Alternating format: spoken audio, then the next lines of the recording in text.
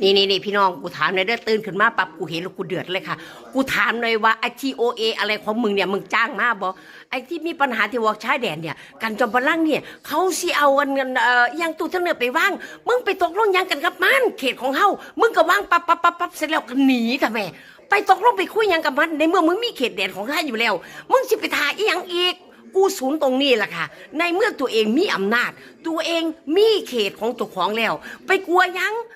มึงมีตู้เสนอแล้วเอาไปว่างแล้วบ่ต้องไปว่าน้ำมันเสร็จแล้วมึงเป็นยังไงมึงให้จีนมาขี่ข้อเฮามึงเห็นในมาฉีดมายืนด่าเฮามึงเป็นยังไงกันไปถึงทีแล้วให้กันสร้างสิกันย่านไรกันบอกวางไปเลยครับวางเสร็จแล้วติดไฟฟ้าแรงสูงกูบอกเลยตัวสูงสิมายานอีหยังอีก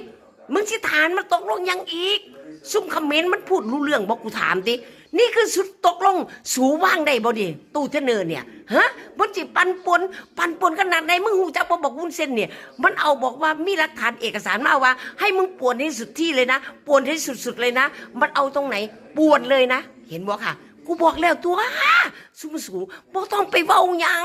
มึงเอาตู้เทเนอร์ปั๊บไปว่างปั๊บนะติดเรียบร้อยหนีเลยบัดนี้นั่นละความถูกต้องจำเอาไว้บ่ต้องไปเว้าหยังไหล